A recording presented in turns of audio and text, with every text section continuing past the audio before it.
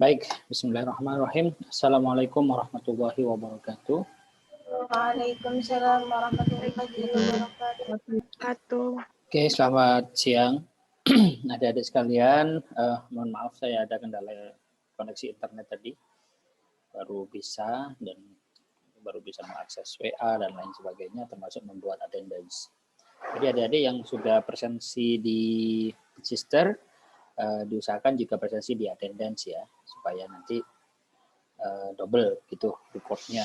Karena saya lihat kemarin yang presensi di Sister saja, walaupun ada record di Sister, tapi tidak mengurangi jumlah pertemuan di MMP.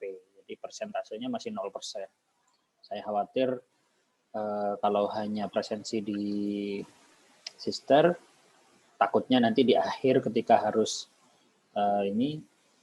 memasukkan nilai, jumlah pertemuannya jadi kurang. Gitu ya. Jadi silakan presensi di Sister dan di MMP, di alumni.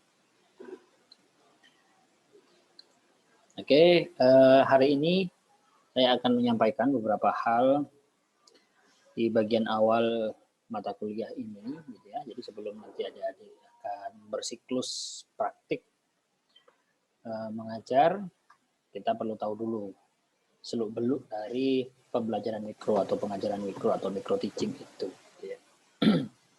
Saya yakin sudah banyak yang tahu tentang micro teaching, sehingga monggo nanti bisa sambil diskusi ketika saya menyampaikan. Jika ada yang ingin ditanyakan bisa dipotong dan menyampaikan pertanyaan, atau juga boleh via chat atau yang lainnya. Oke, saudara, saya ingin berangkat pembicaraan ini dari 4 kompetensi guru. Ya, jadi seorang guru kompetensinya itu dilihat dari 4 hal. Yang pertama adalah kompetensi pedagogik, ya. Yang pertama adalah kompetensi pedagogik, yang mana ini sangat penting.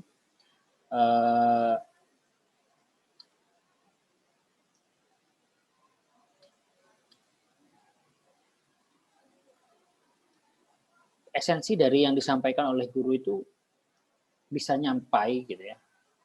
Bisa nyampai dengan baik apabila secara pedagogi, secara pembelajaran gitu ya, guru bisa menyampaikan dengan baik gitu.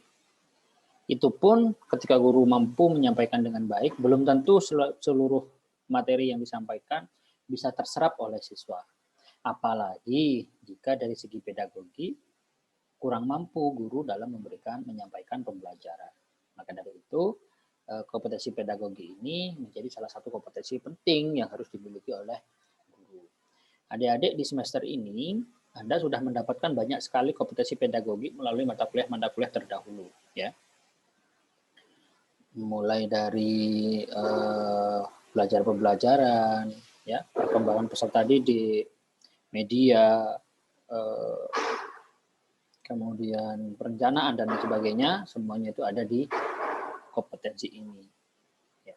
Untuk materinya di materi mata kuliah yang biologi. Jadi ini juga sangat penting begitu. Kemudian guru itu bukan sekedar pengajar, gitu ya.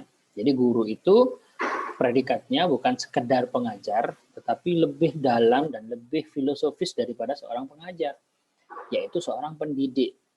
Maka ada kompetensi lain, yaitu kompetensi kepribadian. Ada kompetensi sosial, gitu ya.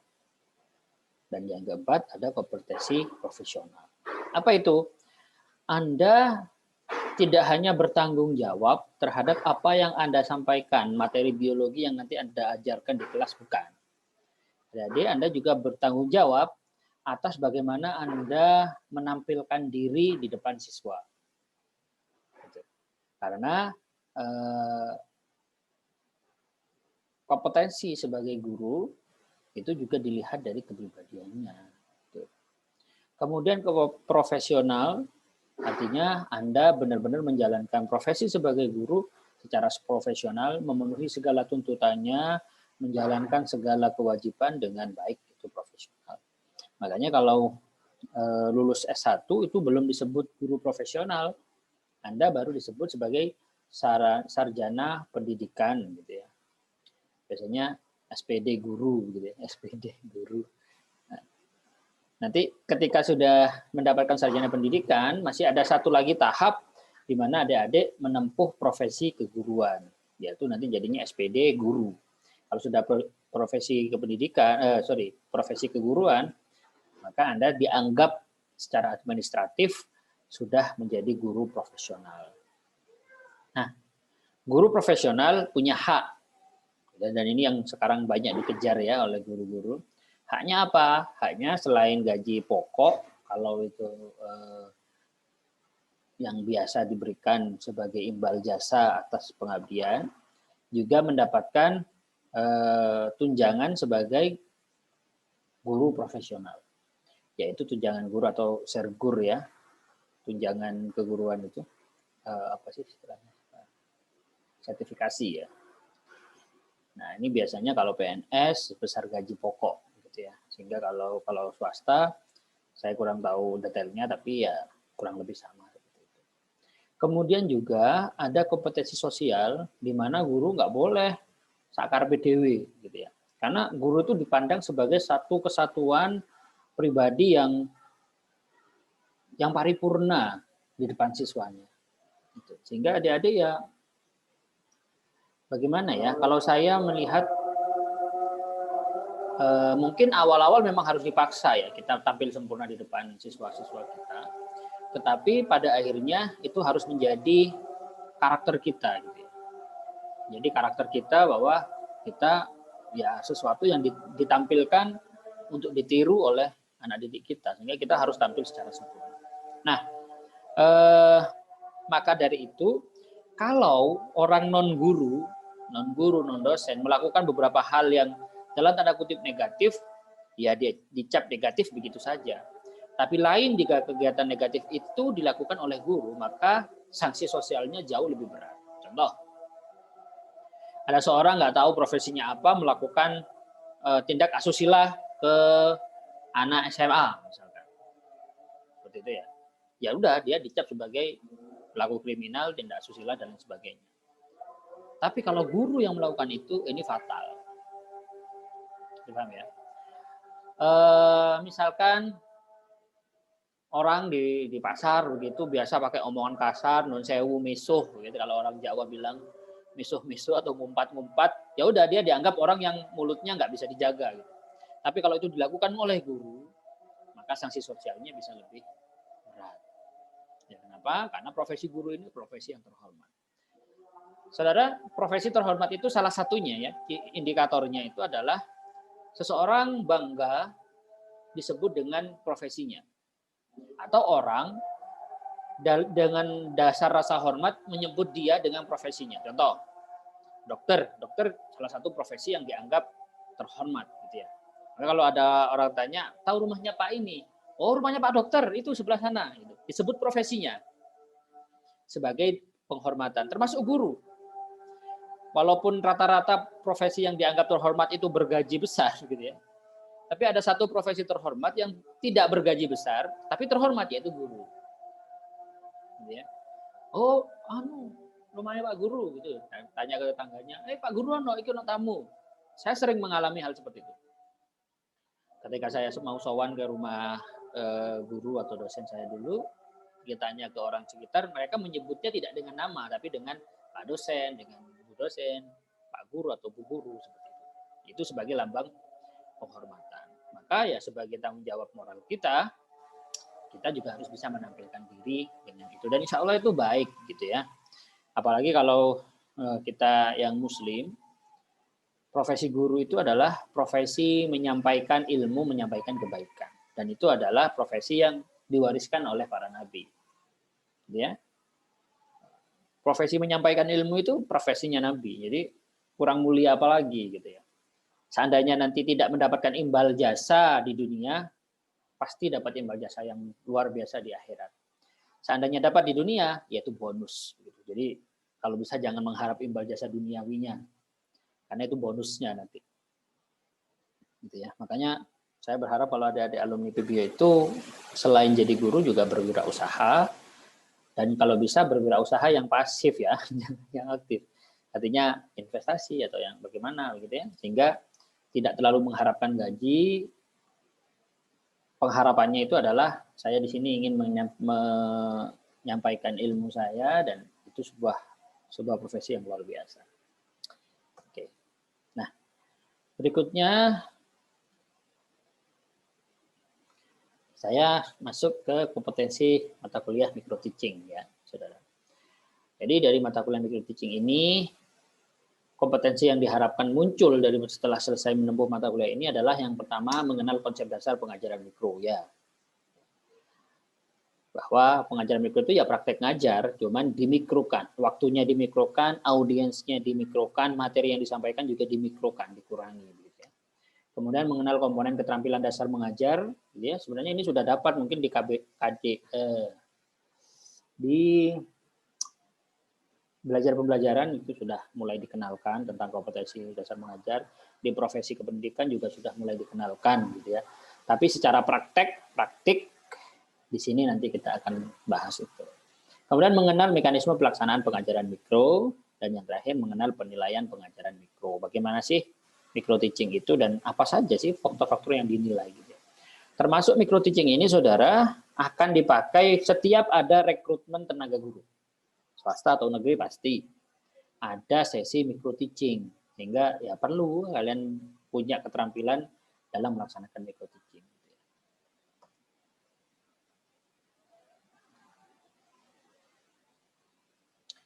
Secara definitif pengajaran mikro adalah pengajaran yang dimikrokan, dibatasi apanya, jumlah siswanya, kompetensi atau subkompetensi atau materinya, waktu penyajiannya, dan keterampilan yang dilatihkan. Jadi di awal-awal mungkin kita hanya fokus pada keterampilan membuka dan menutup. Nanti pada waktu yang lain kita fokus pada keterampilan dalam menjelaskan, mengelaborasi materi.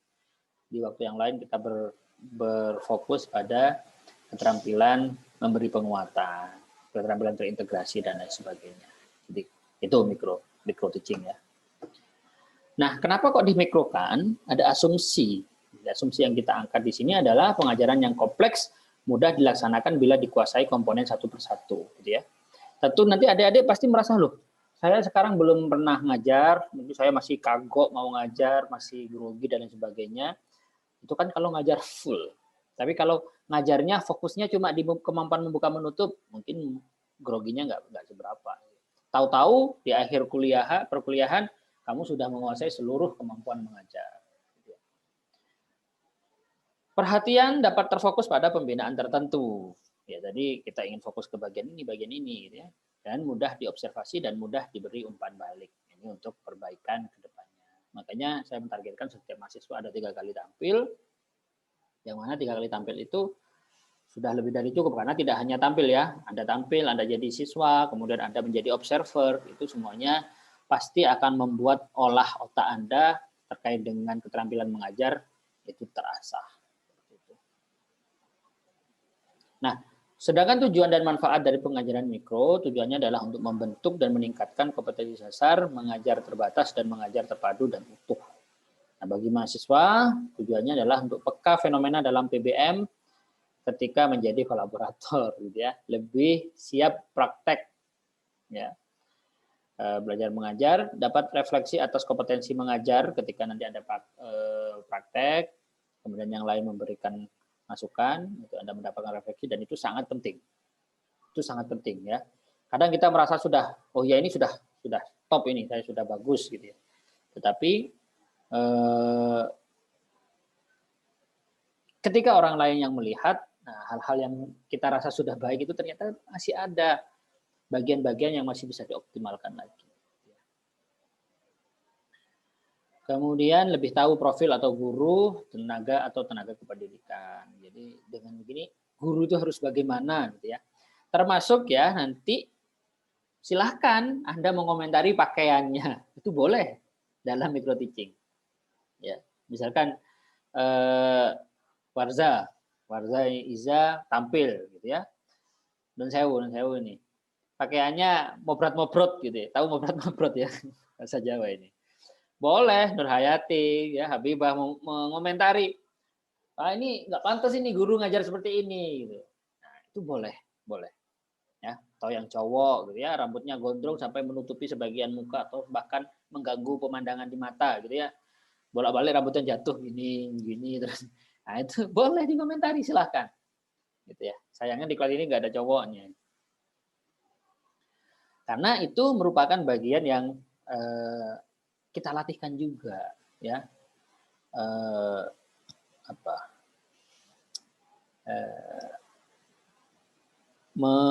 Mempresentasikan diri, sikap di depan siswa itu merupakan bagian kompetensi guru yang juga sangat penting. Oke. Barangkali ada di antara Anda yang dulu juga suka ngerasani guru atau mungkin sekarang ngerasani dosen gitu ya. Doseniku gak tahu suren, nah, misalkan begitu. Pasti rambutnya kemana-mana dan sebagainya. Dosen itu kemarin ngajar benihnya bledeh kayak gitu. Itu akan terjadi ketika Anda menjadi guru kurang bisa membawa diri di depan siswa. Ya. Tuh. Itu bukan substansi, saudara, tetapi itu menjadi bagian yang harus kita siapkan sebagai guru. Jadi kalau kemarin-kemarin mungkin adik-adik belajar biologi dasar, kemudian belajar mikrobiologi, genetika, fisiologi, taksonomi dan lain sebagainya. Ini bukan bagian yang kemudian dinilai atau bahkan tidak dilirik sama sekali. Yang penting kamu bisa mengerjakan dengan baik, apapun yang terjadi dengan ini is okay gitu ya. Nah, tapi fase-fase itu sudah selesai ya adik-adik. Sekarang kalian harus tampil secara utuh sebagai orang yang menguasai materi-materi biologi, yang menguasai materi-materi pedagogik, ya, dan menjadikan itu menjadi satu paket komplit tampil di depan siswa. Jadi guru itu begitu gitu ya. Termasuk barangkali kalian ada masalah nanti jadi guru, dia ada masalah keluarga di rumah, ketika mengajar ya seolah-olah masalah itu tidak ada. Kita tampilkan diri kita seutuhnya sebagai guru yang patut untuk ditiru atau dijadikan role model oleh siswa-siswa kita. Seperti itu. Berat dong Pak jadi guru. Ya, siapa yang bilang gampang? Siapa yang bilang jadi guru gampang? Enggak berat. Kenapa? Karena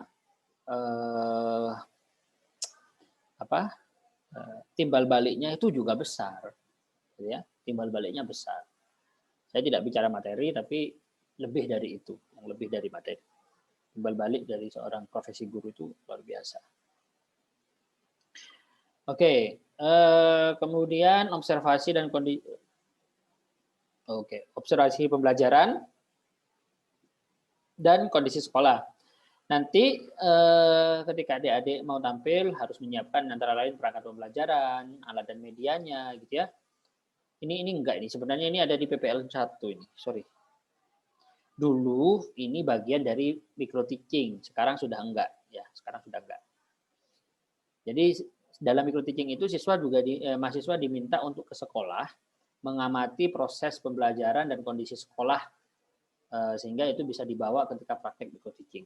Tapi kalian sudah dapat ini kan ya, di apa? PLP 1 ya. Ya, Pak.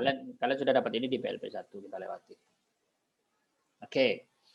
Lalu ada beberapa hal. Pertama, ini penampilan guru ya. Ini juga perlu saya bahas. Walaupun di semester ini mungkin tidak akan maksimal dalam kita melatihkan keterampilan ini, tetapi masih bisa gitu ya. Kenapa? Karena kita online. Saya nggak tahu di bagian bawah Anda itu apa. Gitu ya. Mungkin masih dasteran tapi cuma dikasih kerudung agak panjang aman guys gitu ya. Ya nggak tahu. Ya, karena yang tampil hanya di atasnya saja gitu ya. Is okay, tapi itu saya kira cukup dan bisa memberikan gambaran. Nah, sebagai guru, penampilan itu penting sekali. Ya, penting. Kemudian apa saja yang menjadi faktor yang perlu diperhatikan di sini? Yang pertama adalah fisik, juga fisiologis itu harus menarik. Antara lain di dalamnya indikatornya adalah gerak, suara, kontak, dan diam. Nah ini mungkin aneh adik-adik. Diam kok jadi indikator Pak? Iya. Diamnya guru itu berbahaya sekali. Ya, pernah ya kelas ramai gitu, gurunya nerangin, kelasnya ramai, tiba-tiba gurunya diam. Ini mulai ada beberapa siswa yang sadar, dia langsung diam. Siswa yang sadar mulai mengingatkan teman-teman yang lain, menunggu, kan begitu ya. Itu sering terjadi gitu ya. Artinya diam itu menjadi sebuah sikap yang juga keterampilannya harus dikuasai oleh guru begitu. Gitu ya. Oke. Perwujudannya antara lain cara berpakaian, gitu ya. Coba cara berpakaian itu kan selera, Pak. Iya, selera. Tetapi ada norma-norma umum, ya, yang secara tidak tertulis itu kita sepakati bersama. Contoh, di Indonesia mungkin kalau pakai kemeja, satu kancing paling atas tidak dikancingkan masih oke. Ya enggak? Ini enggak dikancingkan, is oke lah yang pertama. Tapi kalau yang kedua sudah tidak dikancingkan, ini mulai enggak oke. Anda ngajar, ya, atau kalau cewek malah lebih ke asusila ya, cowok lah, Pak Guru. Ngajar, ini dua kancing tidak dikancingkan, sehingga ini agak kebuka. Nah, itu sudah mulai menjadi masalah itu. Jadi rasan-rasan siswanya. Kalau tiga, bahaya. Ya, apalagi nggak dikancingkan sama sekali gitu ya. Kelihatan singletnya ngajar, wah itu kurang ajar. Artinya cara berpakaian seorang guru itu menjadi aspek yang penting. Untuk perempuan sama, gitu ya, jilbab, gitu ya. Selera, ada yang suka jilbab model panjang menutupi sampai siku, is okay. Modelnya seperti itu. Yang penting rapi dan itu tidak mengganggu pergerakan dia dalam proses menjelaskan. Ada juga yang suka model pentol korek ya. Di sini terus dibebet-bebet. Itu kalau kepanasan menyala nanti. It's okay selama itu pantas dilihat, menarik begitu ya. Yang nggak boleh tuh misalkan pakai jilbab model Paris atau apa separuh begini, rambutnya yang depan gini-gini, ya itu kurang pas. Ya. Ada norma-norma yang berlaku secara umum walaupun tidak tertulis, gitu ya. Misal ngajar pakai sandal jepit, walaupun di sekolah Anda tidak ada peraturan ngajar nggak boleh pakai sandal jepit, apalagi kalau ada peraturannya. Seandainya nggak ada peraturan pun itu dianggap tidak baik, tidak sopan, kurang pas. Gitu ya. Ngajar sambil nyeker, itu pernah terjadi. Ya, hujan deras, kemudian dari sekolah itu tidak ada koridor, dari ruang guru ke ruang kelas tidak ada koridor, akhirnya guru terpaksa mencopot sepatu. Copot sepatu untuk jalan dari ruang guru ke ruang kelas. Jadi dia pakai payung, copot sepatu, takut sepatunya basah. Akhirnya nyampe ke ruang kelas, kondisinya nyeker dan mengajar. Nah itu kurang baik. Ya. Apalagi zaman sekarang, kalau zaman dulu paling ya selesai di rasan-rasan siswa ya. Paling nanti jadi topik pembahasan di setelah rapat OSIS atau sebelum rapat OSIS begitu ya. Tetapi kalau sekarang, wah itu ada yang ngerekam, upload di Instagram, viral, nama sekolahnya dan nama Pak Guru dan atau Bu Gurunya bisa terkenal hanya gara-gara nyeker waktu ngajar. Gitu ya. Cara bersikap, gitu ya. Walaupun ya jangan kaku-kaku, kalau ngajar tangannya gini terus. Anak-anak, hari ini kita akan belajar tentang biologi sel ya. Waduh. Ya ada ukuran-ukurannya, ada ukuran-ukurannya. Tidak ada ukuran patokan baku, tetapi ada sebuah ukuran yang berlaku di masyarakat, gitu ya. Contoh, terlalu sopan juga kurang baik juga pada akhirnya, gitu ya. Karena posisi guru itu posisi yang lebih tua atau yang dituakan, sehingga kalau kita mengikuti adat Jawa, justru sebaiknya guru itu tidak kromo kalau memang nanti komunikasinya ada campuran bahasa daerahnya, gitu ya. Tidak kromo ke siswa. Atau lebih baik bahasa Indonesia saja. Seandainya siswa Anda itu menjawab dengan bahasa Jawa halus, balasnya ya pakai bahasa Indonesia, itu wajar gitu ya. Jadi jangan kemudian jadi guru, oke silahkan, nah Eko silahkan dijawab kayak gini, itu juga kurang baik gitu ya. Jadi harus ada sekali lagi ada norma atau ada ukuran yang berlaku di masyarakat walaupun itu tidak tertulis. Cara berbicara, gitu ya.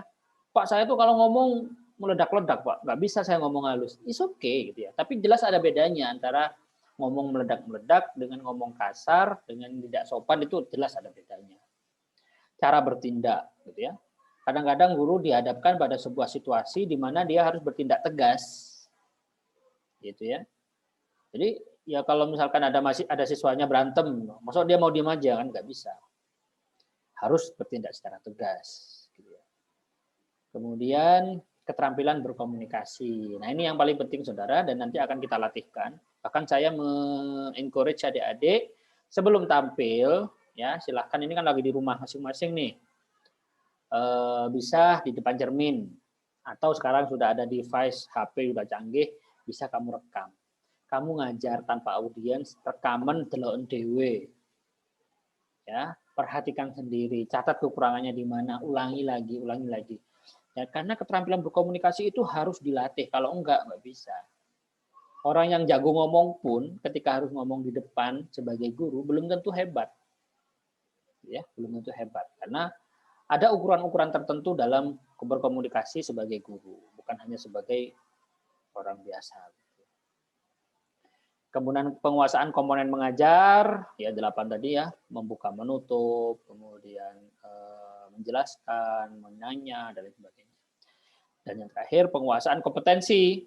Jadi udah hebat cara berpakaiannya bagus, sikapnya oke, berbicaranya top, tindakannya jos, gitu ya, komunikasinya top chair, kemampuan dalam menyampaikan materinya bagus, konsepnya salah, ya rusak.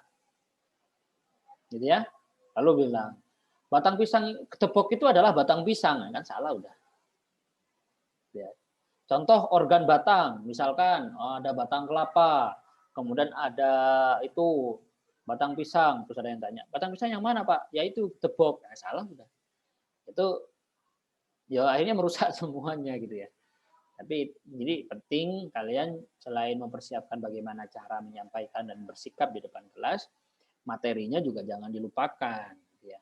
Dan ini bukan materi yang kemudian sangat sulit kan, ini materi SMA. Kalian sudah pernah mendapatkan itu dan kalian juga mendapatkan versi advance-nya ketika kuliah-kuliah yang kalian ikuti di prodi. Jadi ya ojo sampailah masih ada salah konsep.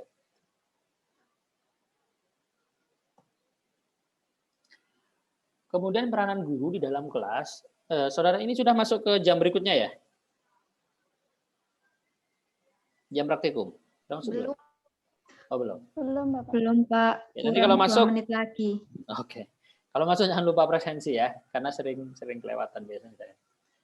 Kemudian peran guru di dalam kelas itu antara lain membuat siswa belajar. Justru di dalam peran ini tidak ada mengajar, tidak ada. Jadi peran Anda sebagai guru itu tidak ada, perannya mengajar siswa tidak ada. Tapi membuat siswa belajar. Caranya macam-macam. Ada guru galak. Guru galak itu membuat siswa belajar dengan cara dipaksa atau karena takut sama dia.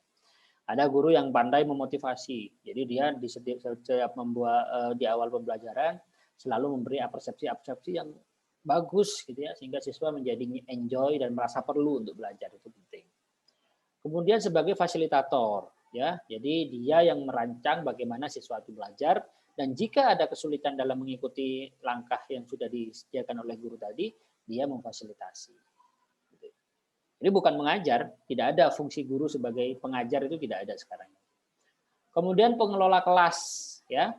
Jika dalam proses pembelajaran itu mengikuti sintaks tertentu, tentu kelas harus mengikuti sintaks tersebut. Sehingga fungsi guru di sini untuk memastikan bahwa sintaks pembelajaran itu berjalan dengan baik. Contohnya kalian mengajar pakai jigsaw, kan ada langkah-langkahnya tuh. Ya, jadi Anda harus mengelola di sana. Kalau terjadi kekacauan di kelas, gitu ya, ada siswa yang tidak mengikuti proses dengan baik, ada siswa yang mengacau. Nah, di situ guru juga wajib menertibkan sebagai pengelola kelas. Organisator sama ya untuk mengorganisasi proses pembelajaran. Motivator ini sangat penting, saudara. Ya, begini. Ada guru yang paling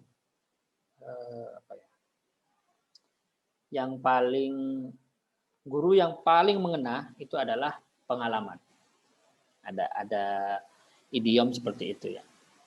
Artinya kita baru merasakannya, baru kita mau belajar karena kita merasa butuh atau kita sudah pernah kena batunya begitu.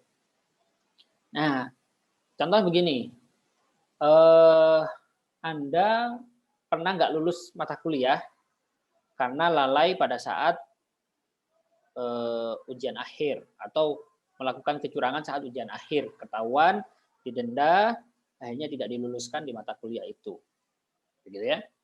Nah, pengalaman itu tentu akan begitu memukul Anda sehingga nggak mungkin Anda di semester berikutnya melakukan hal yang sama.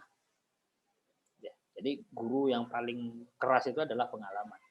Masalahnya, siswa ini belum tahu, saudara. Sebelum ke sana. Yang kedua, kadang-kadang Anda mencari informasi karena Anda membutuhkan informasi itu. Contoh, HP Anda error. Kemudian Anda cari di Google, mengatasi HP error yang begini. Lalu di situ ada beberapa tutorial untuk menyembuhkan HP yang error seperti itu. Akhirnya Anda mengikuti langkah-langkah tersebut dan bisa. Jadi Anda benar-benar belajar, benar-benar fokus untuk bisa mengetahui caranya mengatasi error tersebut. Masalahnya, siswa yang Anda ajar kadang tidak tahu bahwa mereka belajar itu untuk apa, dan bahkan mereka tidak tahu pentingnya mereka belajar. Sehingga di sini guru perlu menjadi motivator yang baik. Di mana guru memberitahu mereka tentang pentingnya belajar, memotivasi mereka untuk belajar, dan menjaga semangat serta motivasi itu. Kemudian yang berikutnya klarifikator, dan yang terakhir adalah evaluator. Jelas ya. Ini mengklarifikasi, kemudian yang terakhir mengevaluasi hasil pencapaian pembelajarannya siswa. Oke, ini ada 10 tapi ada sebenarnya 8 ya, tapi ada yang saya pecah. Komponen keterampilan mengajar. Ada 8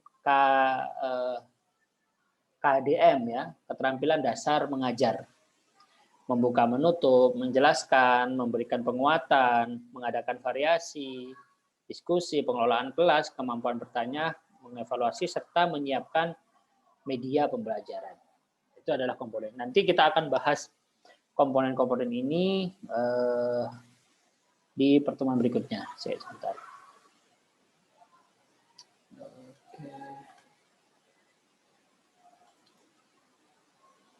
Saya cek dulu kameranya ya.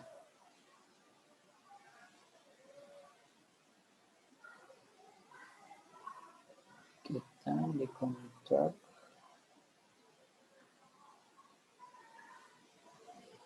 Oke. Jadi saudara itu saya kira sebagai pengantar di mata kuliah ini. Berikutnya adik-adik, saya beri tugas, gitu ya, dan itu akan menjadi pembahasan kita di minggu depan. Tugasnya adalah membuat ini, mahasiswanya berapa nih kalian sekelas? 11 Bapak. 11 orang ya. Oke, 11 orang.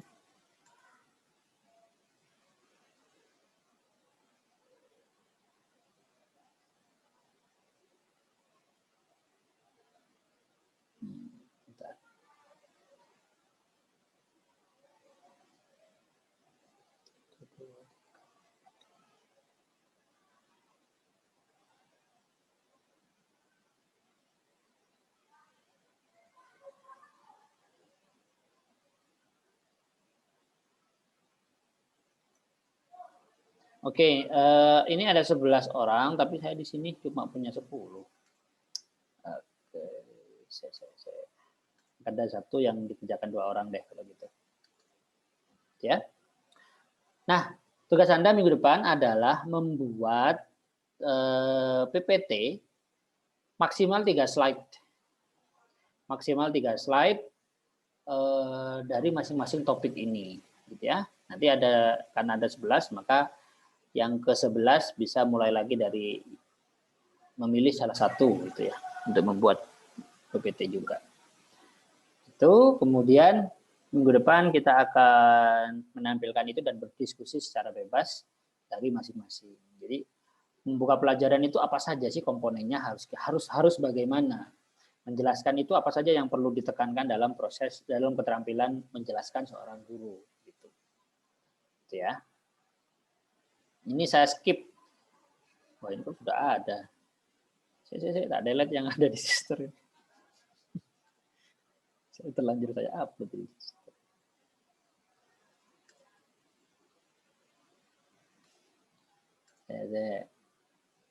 Materinya saya delete dulu ya, karena ini sudah saya jadikan tugas. Nanti saya upload lagi setelah penugasan ini. Baik, itu tugasnya. Kemudian, monggo, sebelum kita cukupkan untuk pertemuan hari ini, silakan kalau ada pertanyaan.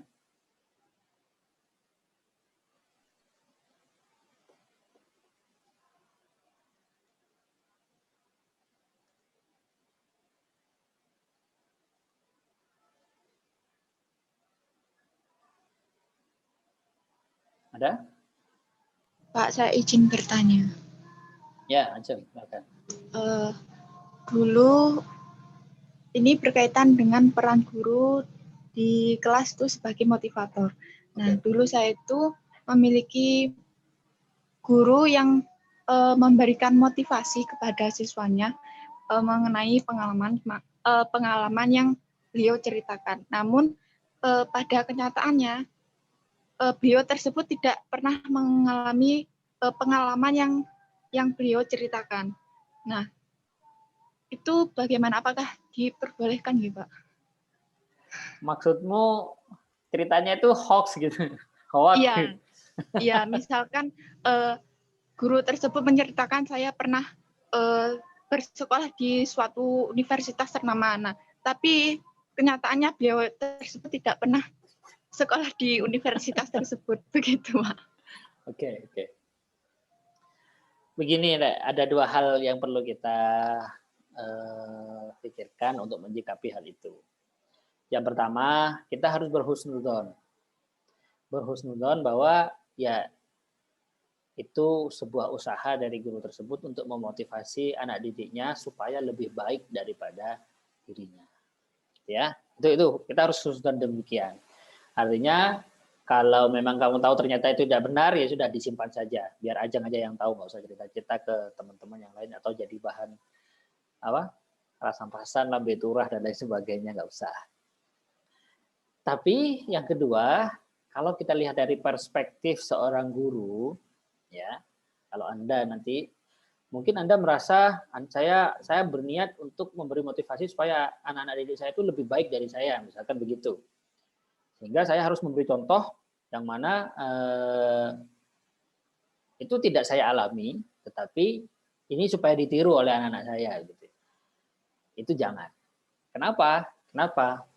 Karena sebelum kita bicara tentang sikap, sebelum kita bicara tentang konsep materi pembelajaran, sebelum kita membicara tentang contoh dan lain sebagainya, ya kita harus menjunjung tinggi asas kejujuran. Gitu ya. Ya jangan harap nanti siswamu nggak nyontek kalau gurunya model seperti itu, gitu ya. Toh begini, profesi guru itu tidak selalu dinilai dari hasil akhirnya. Gitu ya. Bahkan siswa atau orang tua itu kadang-kadang juga memberikan kondisi ekstra untuk menyiapkan siswanya supaya lebih siap. Gitu. Contohnya dengan mengikutkan siswa di kursus, les, bimbel, dan lain sebagainya. Gitu ya. Bukan berarti dia nggak percaya dengan gurunya, tidak. Artinya sukses atau tidaknya siswa itu tidak 100% tanggung jawabnya guru, tidak. Sehingga ya jangan kemudian itu membebani kalian, saya jadi guru harus siswa-siswa saya harus semuanya sukses. Ya enggak, kalau memang dia tidak mau sukses atau dia tidak bisa sukses, ya nggak bakalan sukses. Gitu. Sehingga jangan sampai melakukan hal-hal yang tidak baik hanya untuk ke sana. Gitu. Tapi saya kira dengan sedikit memodifikasi itu bisa.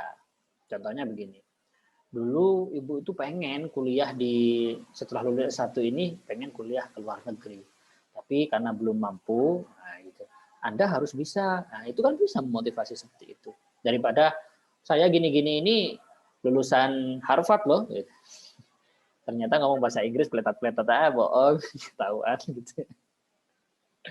Gitu ya. Jadi adik-adik sekali lagi guru itu yaitu harus mampu menampilkan dirinya sempurna di depan siswa-siswanya. Di depan di sini bukan berarti ketika kalian di depan kelas saja ya, tapi sebagai pribadi secara utuh harus mampu. Jadi memang berat, jadi guru itu memang berat. Maka penghargaannya pun tidak murah gitu. Penghargaannya tidak murah. Kalau kata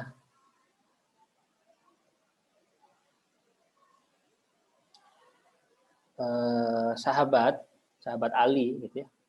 Mohon maaf saya agak lupa ini, apa sahabat Ali atau sahabat Utsman yang menyatakan seandainya orang yang pernah mengajari saya satu kata itu menjual saya dalam tanda kutip sebagai budak, maka saya akan menerimanya.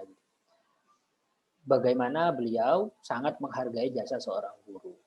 Ya termasuk kita gitu ya. Dan sekarang Anda ini sudah di depan pintu sebagai seorang guru, adik-adik. Baru kalian merasakan bebannya seorang guru. Baru sekarang ini mulai kelihatan ya. Wah, ternyata jadi guru itu sebegitunya gitu ya.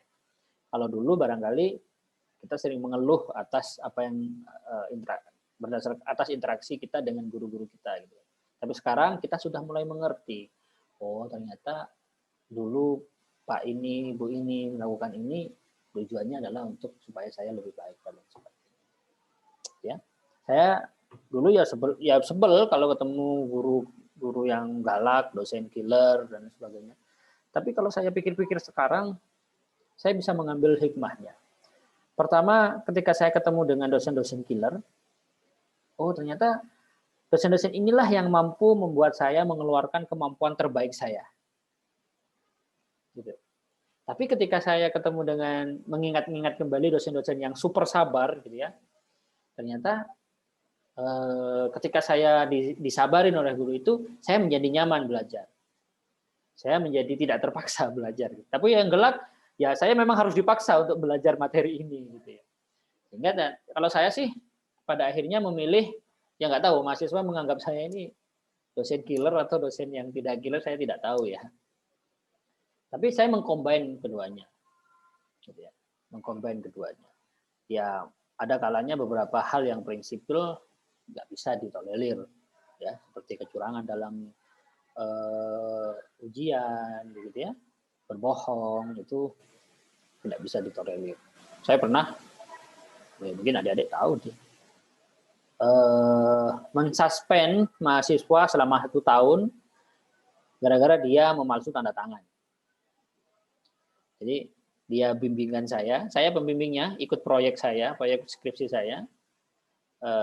Dalam rangka ujian skripsi, mungkin karena saya tidak bisa dihubungi atau saya berada di luar kota atau bagaimana, saya lupa alasannya. Tiba-tiba dia sudah mendaftar skripsi dan bukan saya yang tahu, ada dosen lain yang tahu atau aneh, janggal dengan tanda tangan yang di atas nama saya. Kayaknya bukan tanda tangannya Pak Iqbal ini gitu ya. Cross check lah ke saya. Ya iya, saya langsung tahu. Oh ini pasti bukan tanda tangan saya, itu beda, bukan tanda tangan saya. Akhirnya di cross check, akhirnya dia ngaku. Akhirnya waktu itu dia akan ujian sidang kurang seminggu, disuspend ujiannya sidangnya 1 tahun yang akan datang, 1 tahun loh. Untuk hal seperti itu, ya. Tapi kalau yang lain, misalkan terlambat apa, mungkin saya masih. Nah ini saya mengambil dari 2 sisi tadi. Maka nanti adik-adik semakin kalian dekat dengan gerbang sebagai seorang guru, akan semakin banyak pemakluman. Walah ternyata seperti ini. Ya, belum lagi kalau nanti kalian benar-benar jadi guru, wah itu benar-benar akan merasakan.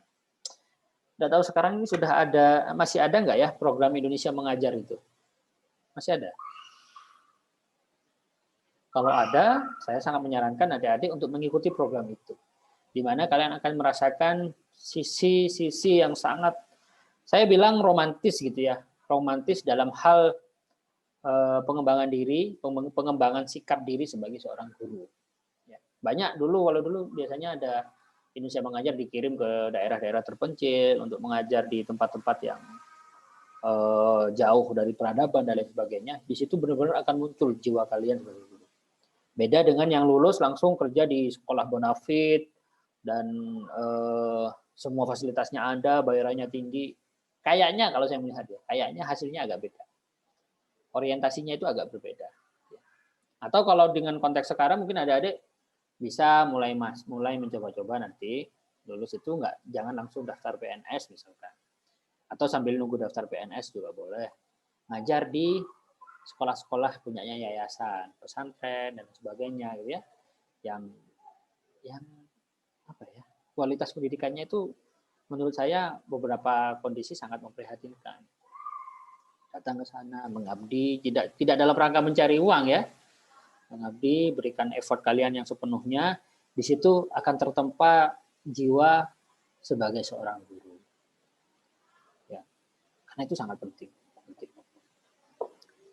Ada sebuah kenikmatan tersendiri ketika kita melihat anak-anak kita itu kita dirindukan oleh siswa kita, itu luar biasa.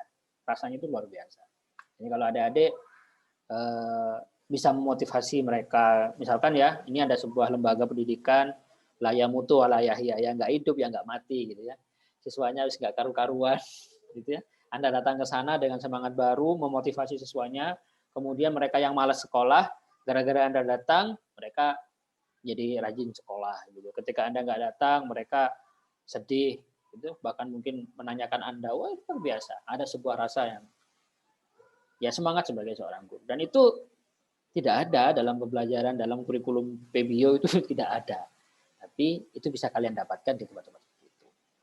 Kalau kan UNED mengajar juga, kalau nggak salah masih ada ya. Apa itu? UKM atau apa itu? Iya Pak, masih ada. Nah, itu boleh kalian ikut ke sana biar tahu. Biar tahu kondisi yang tidak ideal, ketika kalian berada di tempat yang ideal nantinya, kalian akan lebih menghargai itu. Gitu ya. Oke, ada lagi pertanyaan? Silakan.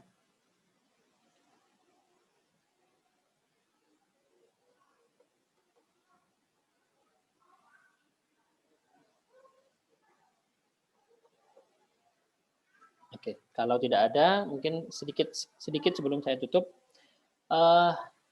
Zaman dulu guru itu luar biasa gitu ya. Artinya seseorang jika sudah mengklaim diri sebagai murid dari seseorang, maka dia sudah menyerahkan semuanya, harta, jiwa, kehormatan, semuanya itu diberikan kepada gurunya.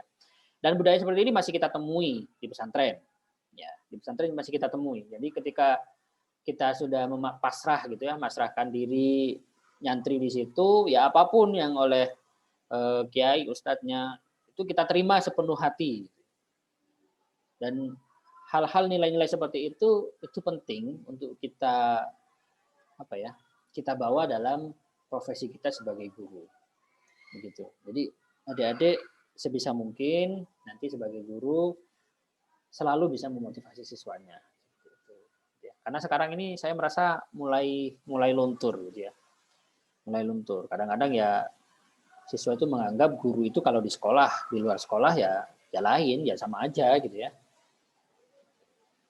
Dan banyak kasus-kasus yang berkaitan dengan hal itu. Oke, saya kira itu untuk pertemuan kita hari ini. Jangan lupa presensi ya adik-adik, QR kode ataupun yang di MMP. Kemudian minggu depan mohon disiapkan tugasnya. Terima kasih. Assalamualaikum warahmatullahi wabarakatuh. Waalaikumsalam warahmatullahi wabarakatuh. Saya tutup ya. Terima kasih Pak. Terima kasih Pak. Sama-sama.